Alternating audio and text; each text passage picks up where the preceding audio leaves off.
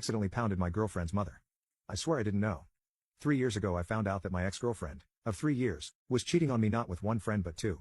I was at work at the time and received an email from someone I didn't know. Subject line: I thought you should know. The video was of my ex and a friend going at it and her moaning his name. I was pissed and decided to go to the apartment we shared. Open the door and hear moaning. Make my way to the bedroom and there she is with a different friend back to me. I pull out my phone and record for about 20 seconds and then I tap him on the shoulder and tell him to get out of my apartment. He screams in a high-pitched manner and scrambles to his clothes then leaves. She at this point is crying and going through the cheater's anthem. It's not what it looks like. I love you, don't leave me, you get the idea. I tell her to get out after she keeps trying to explain. I'm calm and slowly getting her to the door. That night I cancelled and paid off everything for the month including all bills and services. Call the landlord and inform him what's going on. He understands and lets me break the lease at the end of the month, 30 days away. I pay and send him a video of the state of the apartment, just in case. Then I make a video combining both videos I have with her cheating with text calling her and them out as cheating crappy people. I understand that this is not okay and will never be. I have thought about this decision every day and regret it. Set a delayed message to be sent at 10 a.m. the next morning with the receivers being everyone I know including parents, employers, co-workers, and friends.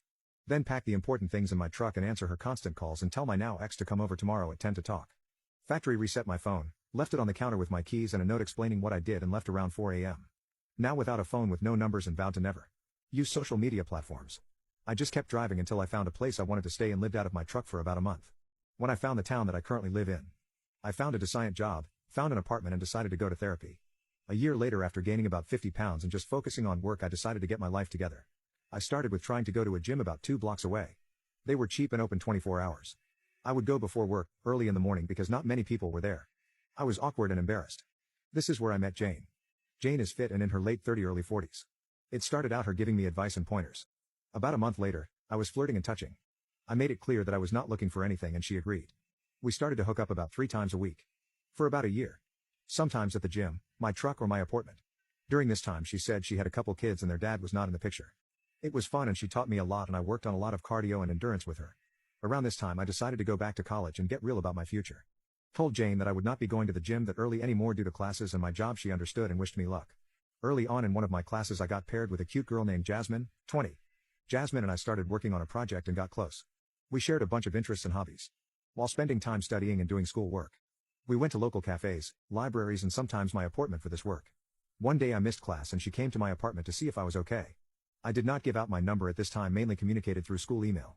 I just had a cold and was nervous with this virus running around. She had brought some food and a home test for said virus, negative. We spent the rest of the evening watching shows. This continued through the weekend when I was feeling better. One thing led to another and we started kissing.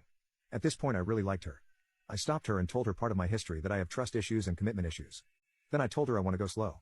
She agreed and we continued going slowly for about a month. After that month things heated up. That was 2 months ago and now we are officially dating. Some things about Jasmine. She has her own apartment with 3 roommates, all girls going to college, and we never go over there. We never really talked about her family because they were not that close anymore. But she said her parents had her when they were teenagers. Happily married for 21 years and she has a little brother 7 years younger than her.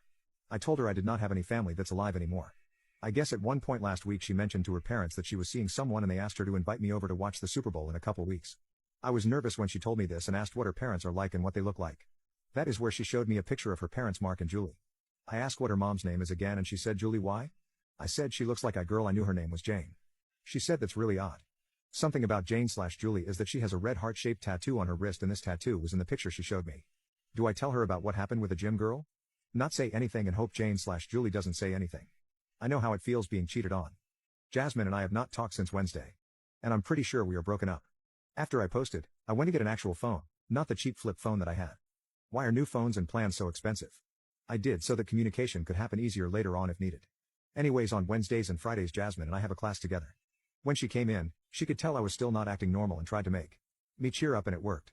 I asked if she wanted to grab a bite to eat at a place we like not far from my apartment. We met up at my apartment and decided to walk to the restaurant. We talked about class and I told her about my new phone and she was showing/telling me about some of the apps and features she liked about it. I'm still not using the big 3 social media platforms. I'm still getting used to it after having a burner phone, as she called it. We went home after eating and started to head back to the apartment. We did not talk until we got in the door. Now my apartment is not that big, it is basically 3 rooms. The bedroom, the bathroom, and a shared kitchen and living room. I walked in and sat on the couch on the far side of the room. She stood in front of me and asked what was going on with me and if this was about meeting her family. I responded that it was and we needed to have a serious talk, and then I asked if she could please sit down. She got a sad and worried look on her face and asked if I was breaking up with her. I responded that this is the last thing I want to do. That I care for her and I trust her. She knows that for me that is a big thing and is deeper than telling her that I love her. I asked her if she could answer a few questions honestly and please wait until after to ask questions back. She agreed. The first question was if I could see the picture of her parents again. She showed me. Then I asked if she had a picture of her mom's tattoo on her wrist. Which she did from the day she got it done. My heart dropped at this point. Heart-shaped tattoo with the same details in writing. She noticed my shift at this and started to ask about it but stopped herself. I then asked if her mom goes to the gym. She responded that she thinks she did before her brother goes to school. I think at this point she was really connecting the dots. My next question was the one that confirmed that it was her mom. I asked if she had an identifiable scar describing the shape and location. It could not be easily seen. She stood up and asked how the hell I knew that. I'm not afraid to admit I started to tear up and choke up. I apologized and told her everything. How I met a woman named Jane at the gym down the block and how she helped me out. How one thing led to another. Did not go into amazing detail but got the point across and when it ended and that I have not seen her since that day until that picture. She stood there and started to cry. I wanted to stand up and give her a hug but was afraid of what would happen. I tried to explain that it was nothing serious. We would just meet at the gym. No calls or text or emails. Then told her what little I know about Jane/Julie via what she told me. That she has 2 kids and her husband/father was not in the picture and small other details. Including that I had no idea about her being currently married or the ages/genders of her kids. This is when my girlfriend, I don't know what else to call her, asked about when it started and ended. I think this was to get a more accurate timeline of events. Then she said that she needed time to think it over and ask questions. I asked if I could give her a hug and walk her to her car. She agreed and that was the second to last time I saw her. When Friday's class came around she walked in not looking like her normal self. I stood up, made eye contact and she shook her head and walked to the other side of the room. Not going to lie, that look broke me. I went through the motions of class and as soon as time was up she left the room in a hurry.